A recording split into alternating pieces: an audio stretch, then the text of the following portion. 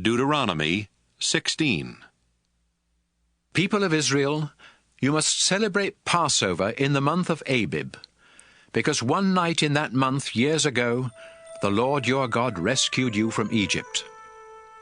The Passover sacrifice must be a cow, a sheep, or a goat, and you must offer it at the place where the Lord chooses to be worshipped.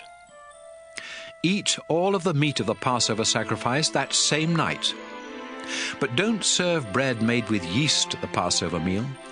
Serve the same kind of thin bread that you ate when you were slaves suffering in Egypt, and when you had to leave Egypt quickly.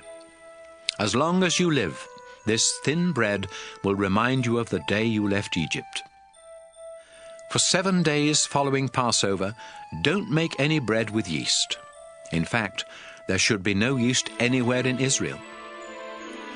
Don't offer the Passover sacrifice in just any town where you happen to live.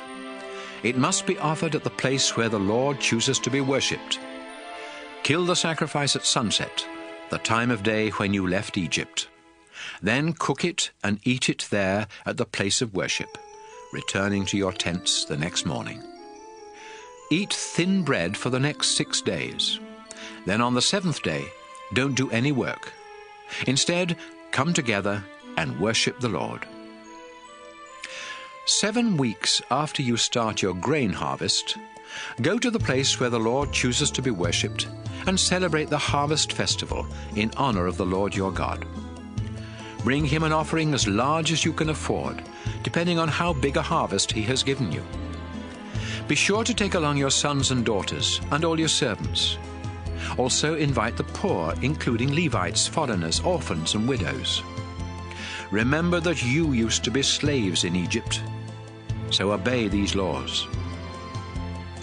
After you have finished the grain harvest and the grape harvest, take your sons and daughters and all your servants to the place where the Lord chooses to be worshipped. Celebrate the festival of shelters for 7 days. Also invite the poor, including Levites, foreigners, orphans, and widows. The Lord will give you big harvests and make you successful in everything you do. You will be completely happy, so celebrate this festival in honor of the Lord your God. Each year there are 3 festivals when all Israelite men must go to the place where the Lord chooses to be worshipped. These are the festival of thin bread, the harvest festival, and the festival of shelters. And don't forget to take along a gift for the Lord. The bigger the harvest the Lord gives you, the bigger your gift should be. After you are settled in the towns that you will receive from the Lord your God, the people in each town must appoint judges and other officers. Those of you that become judges must be completely fair when you make legal decisions, even if someone important is involved. Don't take bribes to give unfair decisions. Bribes keep people who are wise from seeing the truth and turn honest people into liars. People of Israel, if you want to enjoy a long and successful life, make sure that everyone is treated with justice in the land that the Lord is giving you. When you build the altar for offering sacrifices to the Lord your God, don't set up a sacred pole for the worship of the goddess Asherah. And don't set up a sacred stone. The Lord hates these things. Deuteronomy 17. If an ox or a sheep has something wrong with it, don't offer it as a sacrifice to the Lord your God. He will be disgusted. The Lord your God is giving you towns to live in. But later, a man or a woman in your town may start worshipping other gods, or even the sun, moon, or stars. I have warned you not to worship other gods, because whoever worships them is disobeying the Lord and breaking the agreement he made with you. So when you hear that someone in your town is committing this disgusting sin, you must carefully find out if that person really is guilty. But you will need 2 or 3 witnesses. 1 witness isn't enough to prove a person guilty. Get rid of those who are guilty of such evil. Take them outside your town gates and have everyone stone them to death. But the witnesses must be the first to throw stones. It may be difficult to find out the truth in some legal cases in your town. You may not be able to decide if someone was killed accidentally or murdered. or you may not be able to tell whether an injury or some property damage was done by accident or on purpose. If the case is too difficult, take it to the court at the place where the Lord your God chooses to be worshipped. This court will be made up of one judge and several priests who serve at the Lord's altar. They will explain the law to you and give you their decision about the case. Do exactly what they tell you, or you will be put to death. When other Israelites hear about it, they will be afraid and obey the decisions of the court. People of Israel, after you capture the land the Lord your God is giving you, and after you settle on it, you will say, "We want a king, just like the nations around us." Go ahead and appoint a king, but make sure that he is an Israelite, and that he is the one the Lord has chosen. The king should not have many horses, especially those from Egypt. The Lord has said never to go back there again. And the king must not have a lot of wives. They might tempt him to be unfaithful to the Lord. Finally, the king must not try to get huge amounts of silver and gold. The official copy of God's laws will be kept by the priests of the Levi tribe. So, as soon as anyone becomes king, he must go to the priests and write out a copy of these laws while they watch. Each day the king must read and obey these laws, so that he will learn to worship the Lord with fear and trembling, and not think that he's better than everyone else. If the king completely obeys the Lord's commands, he and his descendants will rule Israel for many years.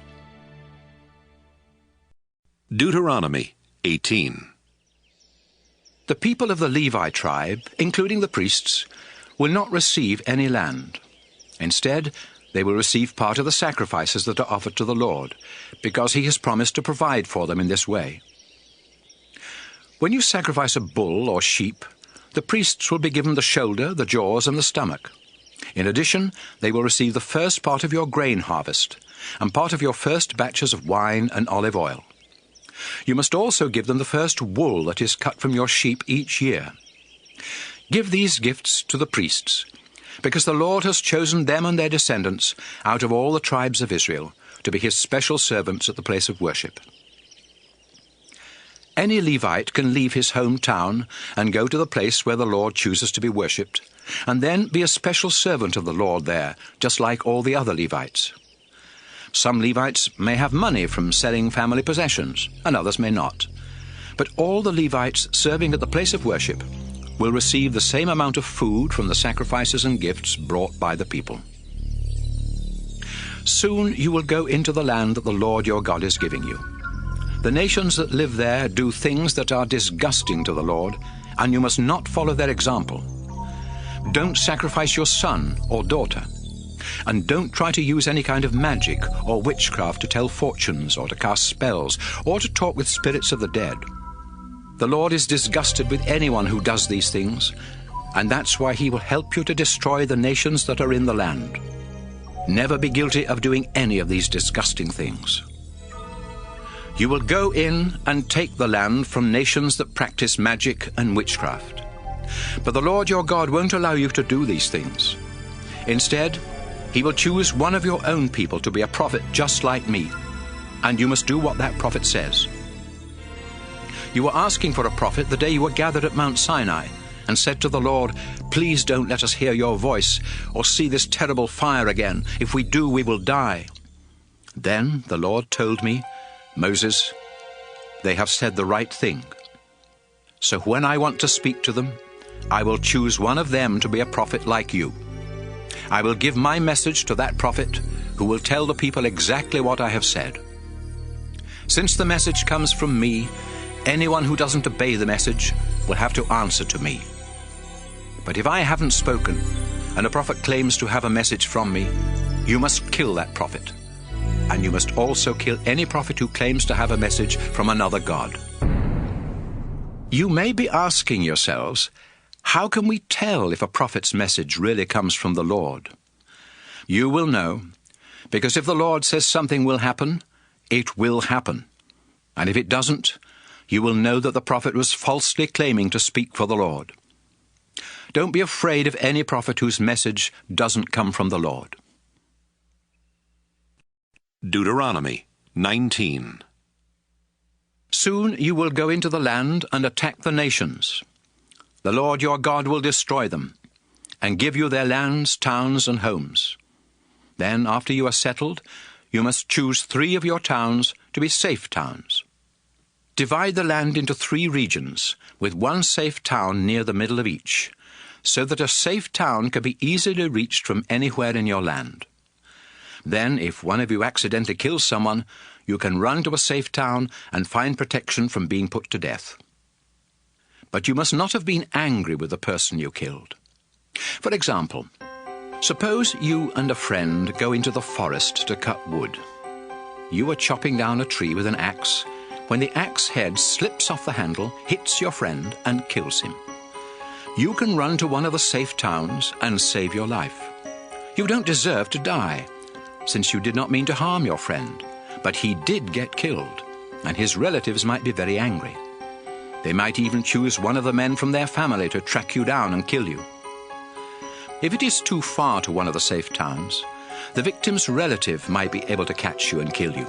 That's why I said there must be 3 safe towns.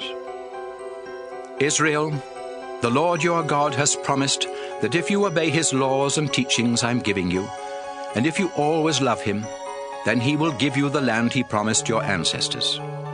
When that happens, you must name 3 more safe towns in the new territory. You will need them, so innocent people won't be killed on your land while they are trying to reach a safe town that is too far away. You will be guilty of murder if innocent people lose their lives because you didn't name enough safe towns in the land the Lord your God will give you.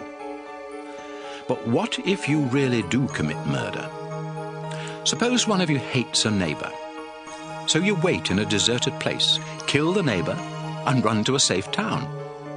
If that happens, the leaders of your town must send messengers to bring you back from the safe town. They will hand you over to one of the victim's relatives, who will put you to death. Israel, for the good of the whole country, you must kill anyone who murders an innocent person. Never show mercy to a murderer. In the land the Lord is giving you, there are already stones set up to mark the property lines between fields. So don't move those stones. Before you are convicted of a crime, at least 2 witnesses must be able to testify that you did it. If you accuse someone of a crime, but seem to be lying, then both you and the accused must be taken to the court at the place where the Lord is worshipped. There, the priests and judges will find out if you are lying or telling the truth. If you are lying, and the accused is innocent, then you will be punished without mercy. You will receive the same punishment the accused would have received if found guilty, whether it means losing an eye, a tooth, a hand, a foot, or even your life. Israel, the crime of telling lies in court must be punished. And when people hear what happens to witnesses that lie, everyone else who testifies in court will tell the truth.